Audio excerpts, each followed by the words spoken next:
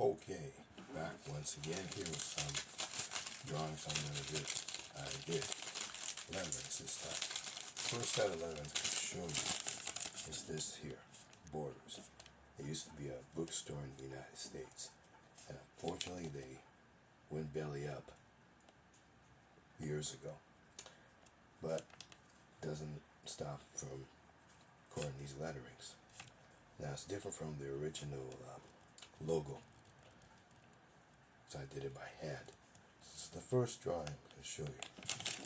Letterings I'm going to show you. And the second one I'm going to show you is this one, Lowe's. And Lowe's is a hardware store which used to have some locations here in Canada. And they decided to leave the marketplace, Canadian marketplace, and go back to the States. Now all the Lowe's stores are Rona stores once more. So it's the second lettering I've done. And finally, show you this letterings that you're all familiar with. Red Bull. It's a beverage company. Like you see here, I've done the letterings, and here, or you can put it this way. Whatever. Well, that's all I have for today. Show you more in a future video.